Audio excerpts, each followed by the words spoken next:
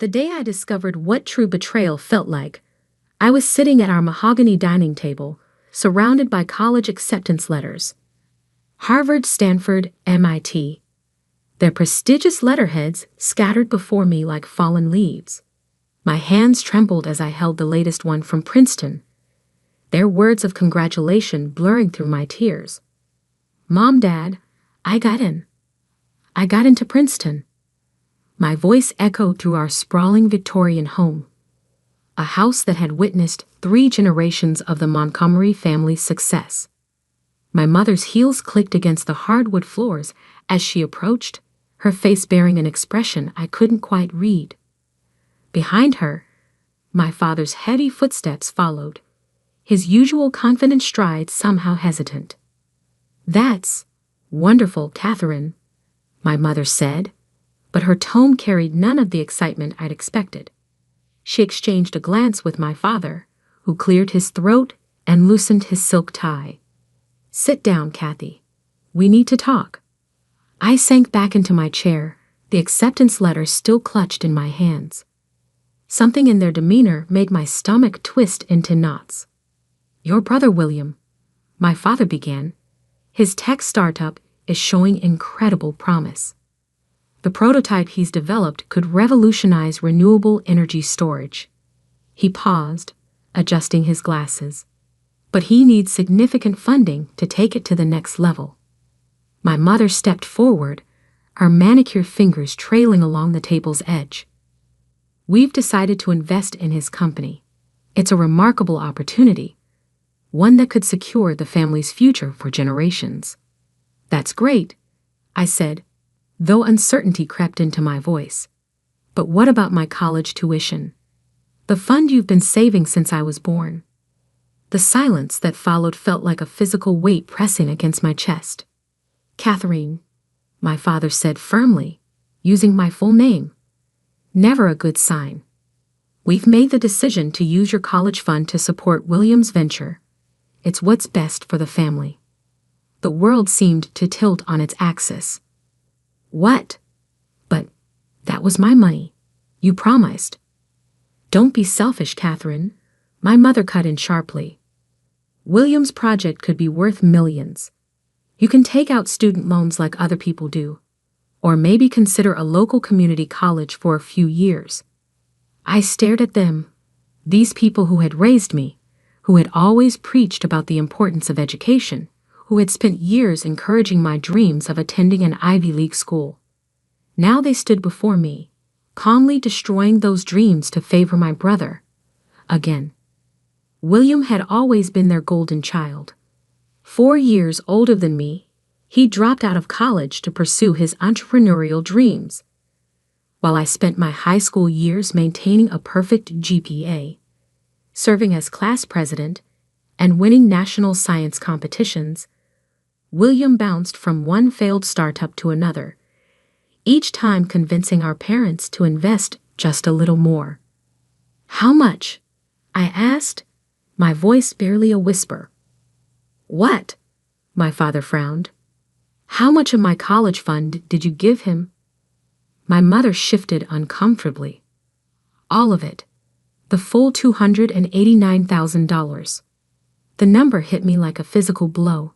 Nearly $300,000, gone. Every birthday check from grandparents, every summer job earning, every penny saved for my future, handed over to William without a second thought." I stood up so abruptly my chair toppled backward. "Did you even consider asking me? It's my money." "Catherine Elizabeth Montgomery," my father's voice boomed through the dining room. "That is enough. This decision is final. William's project needs this investment, and as part of this family, you need to support what's best for everyone." "Best for everyone?" I laughed, but it came out more like a sob. "Or best for William? Your brother has vision," my mother said defensively. "He sees opportunities others can't. Sometimes that means taking risks. Risks with my future." I shouted, surprising even myself with the volume. "What about my vision? My opportunities?" My father's face hardened. If you can't understand the importance of supporting your family's interests, perhaps you're not as mature as we thought. Go to your room until you can discuss this rationally. I stood there, 18 years old, being sent to my room like a child for daring to object to having my future stolen. In that moment, something inside me shifted. A fundamental change in how I saw my family, my place in it, and what I needed to do next. Without another word, I turned and walked upstairs to my room. But instead of collapsing on my bed to cry, as they probably expected, I pulled out my largest backpack and began to pack. Essential clothes, my laptop, the emergency credit card I'd never used, and most importantly, my documents, birth certificate, social security card, passport.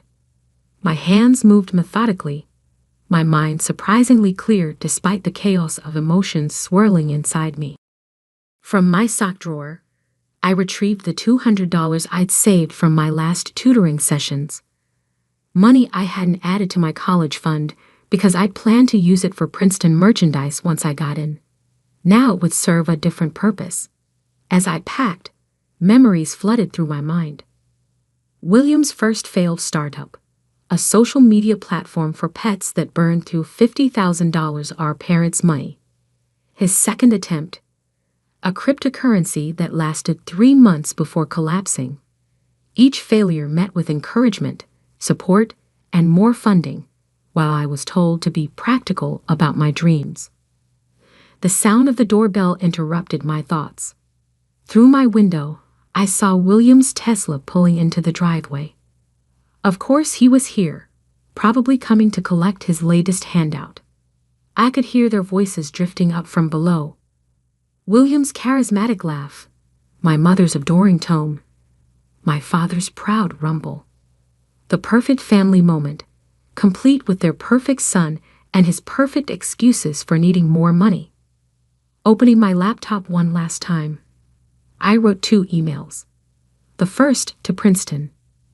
Dear Admissions Committee, with deep regret, I must decline your offer of admission. Due to unexpected financial circumstances, I will be unable to attend Princeton University this fall. Thank you for the opportunity. Sincerely, Catherine Montgomery.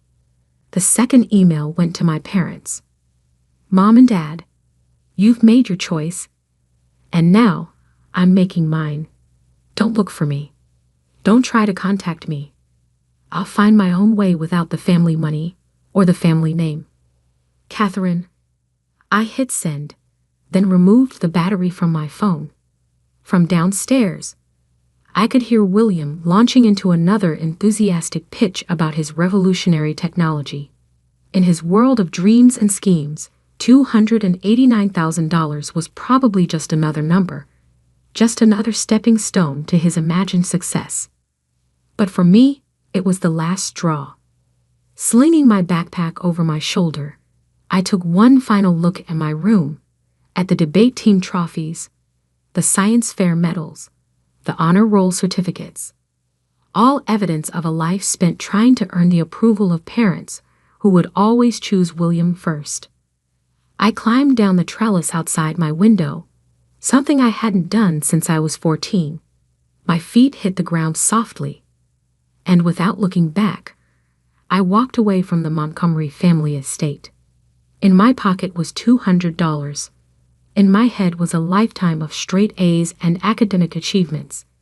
And in my heart was a burning determination to prove that they had made the biggest mistake of their lives. I didn't know then that 10 years later, I would be sitting across from them in a corporate boardroom, watching them pitch their failing company to potential investors, not realizing that their last hope for salvation was the daughter they had dismissed so easily. But that part of the story would come later. First, I had to build something from nothing. First, I had to become someone they would never expect their practical daughter to be. With each step away from my childhood home, my resolve strengthened. They wanted to bet everything on William. Fine. I would bet everything on myself. and I wouldn't need their $289,000 to do it. The first night of freedom tasted like cheap coffee and desperation. I sat in a 24-hour diner on the outskirts of Boston, my backpack tucked securely under my feet, watching my phone battery slowly die. Before it went dark completely, I saw 17 missed calls from my mother, 5 from my father, and 1 text from William. "Don't be dramatic, Kathy. Come home." I ordered another coffee, spreading my remaining cash on the laminate table. $178.42. The bus ticket from Connecticut had taken a bigger bite than expected. "More coffee, hun?" The waitress, Maria, had kind eyes and wore a name tag with 5 gold stars. "Thanks," I said, then hesitated. "Are you hiring?" She looked me over. Pristine college interview clothes, expensive laptop, the obvious signs of a privileged kid playing runaway. But something in my expression must have touched her because she didn't immediately dismiss me. "Kitchen help," she said finally. 6 to 2, minimum wage plus tip split. "Start tomorrow if you want." I nodded, relief flooding through me. "I'll be here." "There's a motel down the street," she added, scribbling on her order pad. "Tell Jimmy that Maria sent you. He'll give you the weekly rate." That night, in a motel room that smelled of old cigarettes and cleaning supplies, I opened my laptop and began to plan. The Princeton acceptance letter was still in my bag, a reminder of the future I'd just lost. But as I stared at it, an idea began to form. I'd spent my high school years tutoring rich kids in advanced mathematics and sciences. Their parents paid premium rates for my services because I got results.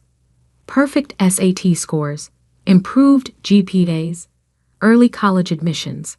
I'd always seen it as a way to earn extra money for college. Now, I saw it as the foundation for something bigger. Opening a new document, I began to type. Elite academic consulting, specialized tutoring, and college admissions guidance founded by a Princeton-accepted scholar. I worked through the night, building a simple website using my coding skills from AP Computer Science. By dawn, I had created professional-looking business cards at an all-night print shop, spending $50 of my precious savings. The next 6 months fell into a grueling routine. From 6 a.m. to 2 p.m., I worked at the diner, learning every aspect of the business I could. Maria, it turned out, had owned the place for 20 years. She taught me about inventory management, staff scheduling, and most importantly, how to read people. From 3 p.m. to 9 p.m., I built my tutoring business. My first client came from a regular at the diner who overheard me helping Maria's daughter with calculus during my break. Word spread quickly among the wealthy suburbs of Boston. There was a young tutor who had gotten into Princeton, but chose to defer, who could explain complex concepts clearly, who guaranteed results. I never mentioned my real last name. Catherine Montgomery became Kate Morgan, and my clients never questioned it. They cared about results, not pedigree. By month 3, I was making enough from tutoring to quit the diner, though I still helped Maria with her books on weekends.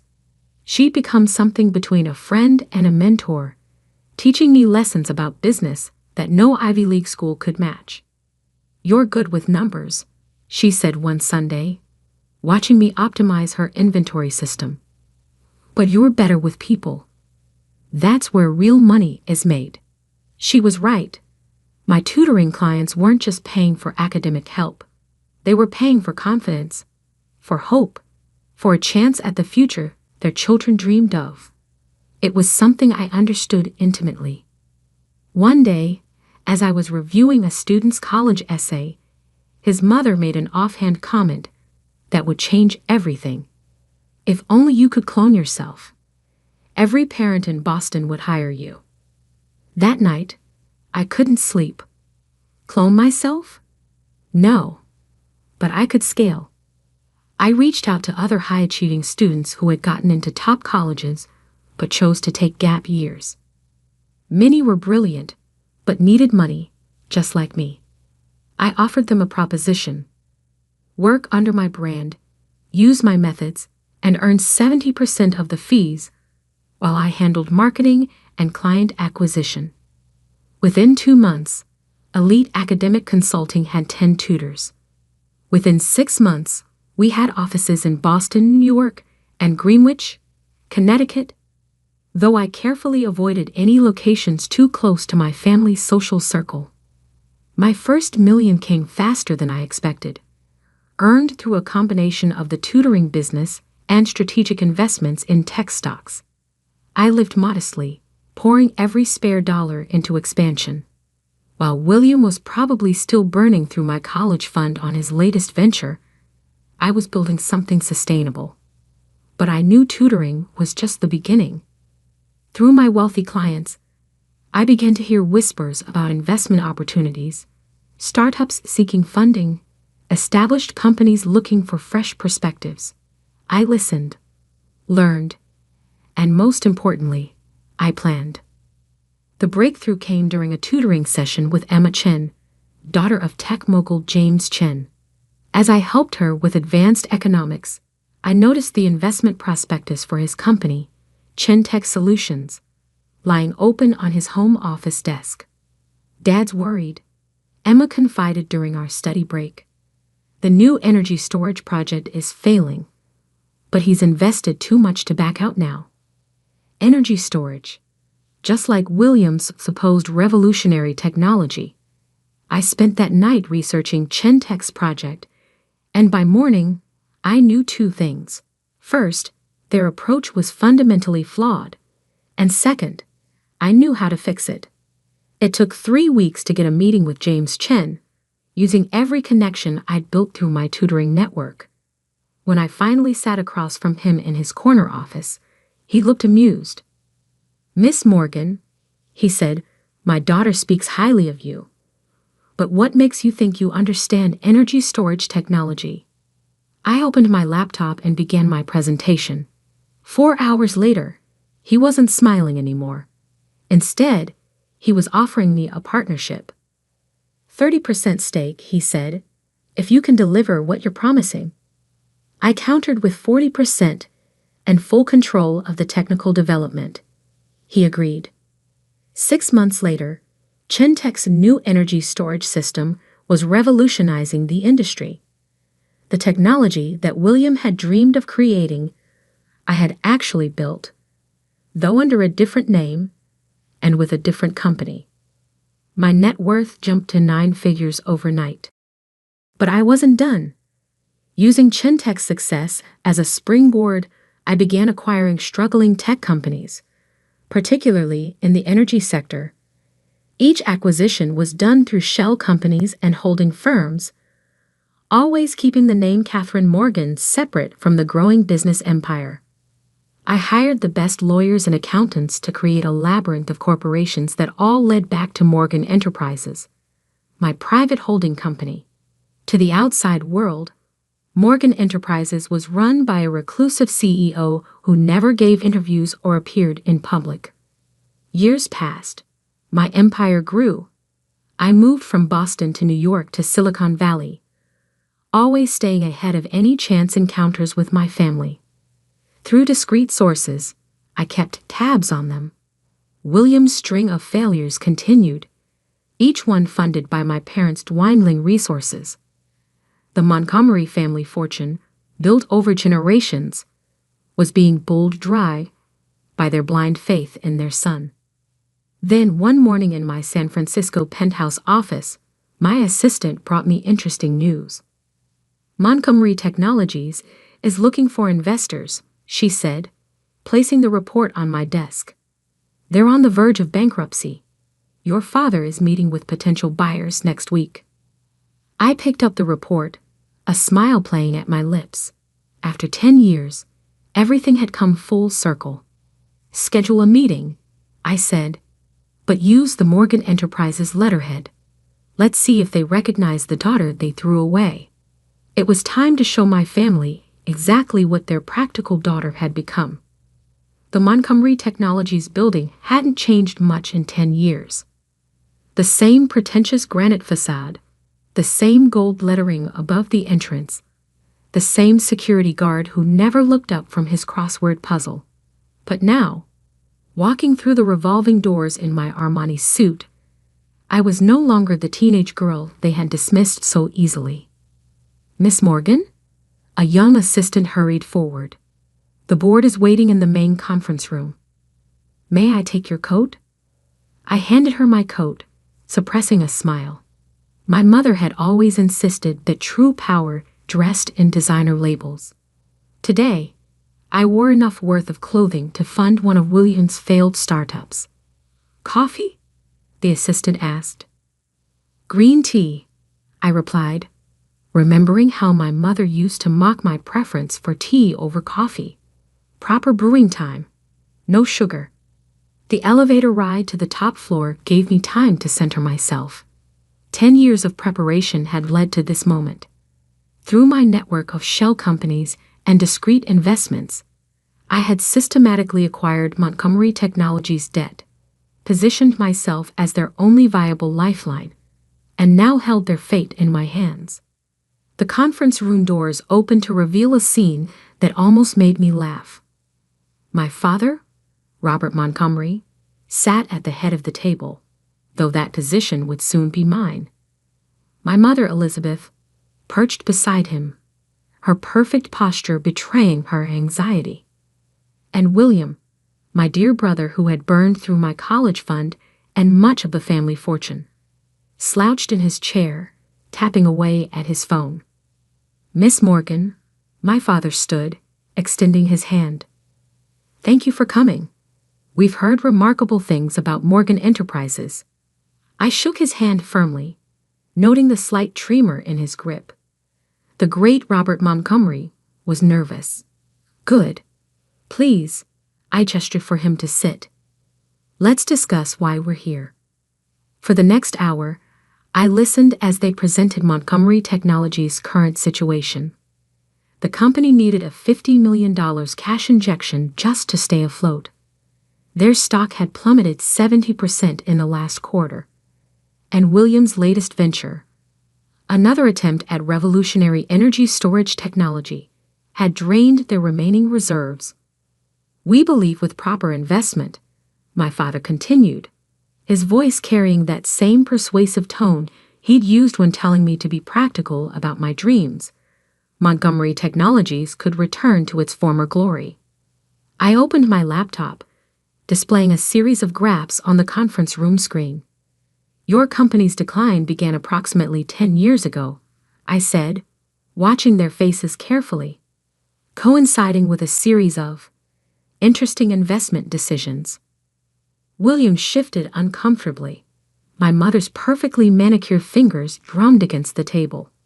"We took some calculated risks," my father defended. "Calculated?" I raised an eyebrow. "Like investing $289,000 in an unproven energy storage concept." The room fell silent. That specific number, the exact amount of my stolen college fund, hung in the air like an accusation. "How did you?" William started, then caught himself.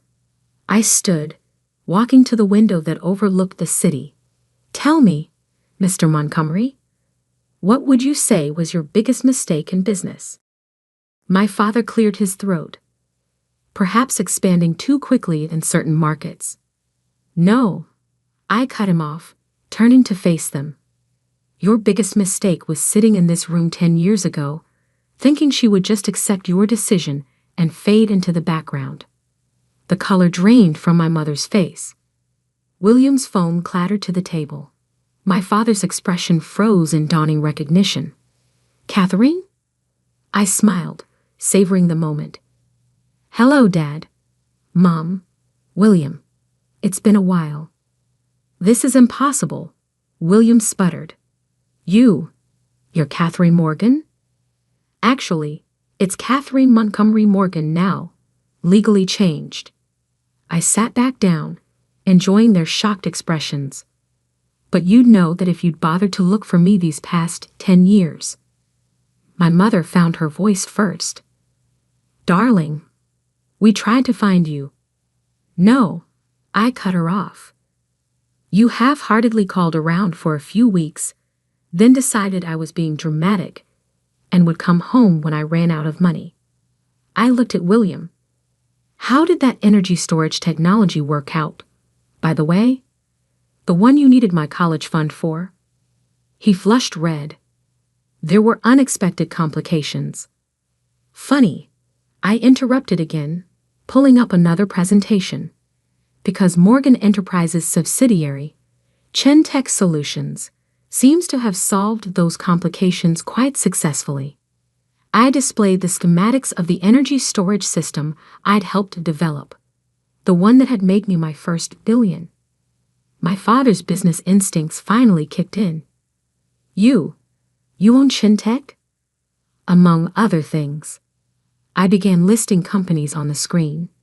Chentech Solutions, Elite Academic Consulting, Morgan Global Ventures, and as of last month, approximately 40% of Montgomery Technology's outstanding debt. The room spun into chaos. William jumped up, knocking over his chair. My mother pressed her hands to her face. My father just stared, his empire crumbling before his eyes. Why? He finally asked. Why not just tell us who you were? I leaned forward, meeting his gaze. Because you needed to see me as you truly are.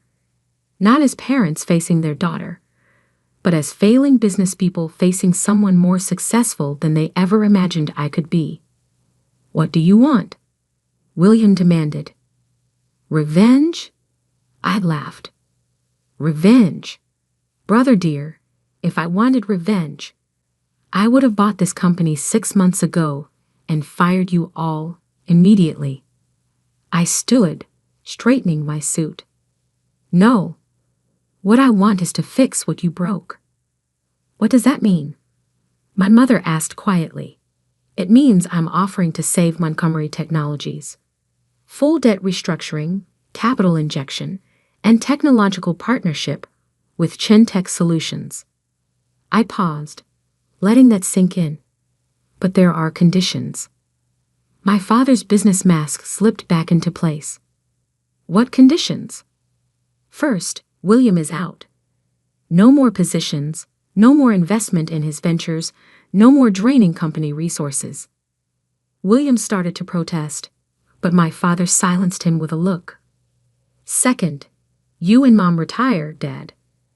The company needs new leadership, not nostalgic devotion to failed strategies. And third, my mother asked, her voice barely a whisper. Third, I smiled, you all admit that sending me away was the best thing you ever did for me. Because everything I built without the Montgomery name, without the family connections, and without your money. Silence fell over the room. My father looked at the empire I'd built, displayed on the screen behind me. My mother's eyes filled with tears.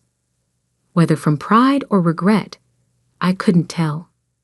William slumped in his chair, finally confronting the reality that his younger sister had achieved everything he'd failed to do. Do we have a deal? I asked, knowing the answer before they spoke. My father nodded slowly. We do, Miss Morgan. Good. I gathered my things, preparing to leave. The papers will be drawn up by tomorrow. Oh, and Mom. I paused at the door. The local community college you suggested. They're one of my charitable foundation's biggest beneficiaries now.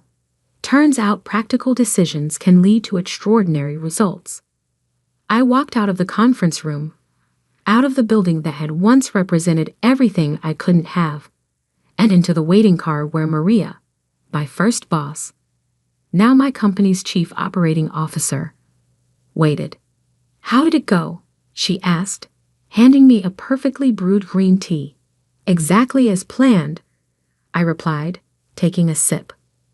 Though I think I'll keep the diner story out of the official company history. She laughed. Are you sure about this? Saving their company after everything they did. I looked back at the Montgomery Technologies building, thinking about the scared 18-year-old girl who had left home with just $200 and a determination to prove herself. You know what I learned in that diner, Maria? Sometimes the best revenge isn't destroying what others built. It's building something so much greater that they're forced to acknowledge their own mistakes. And did they? I smiled, thinking of my father's face when he realized who I was, of my mother's tears, of William's final defeat. They will. Every time they see the new company letterhead, Montgomery Morgan Technologies. You're keeping the Montgomery name. Of course, I said, opening my laptop to check the markets. After all, I did promise to support the family business. I just did it my way. As we drove through the city, past the skyscrapers and offices that had once seemed so far out of reach, I thought about that acceptance letter to Princeton, still preserved in my office. I had framed it alongside my first business license, my first $1 million contract, and a simple name tag that read Kate, server, from a certain 24-hour diner. Sometimes the best future isn't the one that's planned for you, but the one you build for yourself. $1 at a time. One dream at a time. One victory at a time. And sometimes, just sometimes, $200 and an unwavering belief in yourself is worth more than all the family fortunes in the world.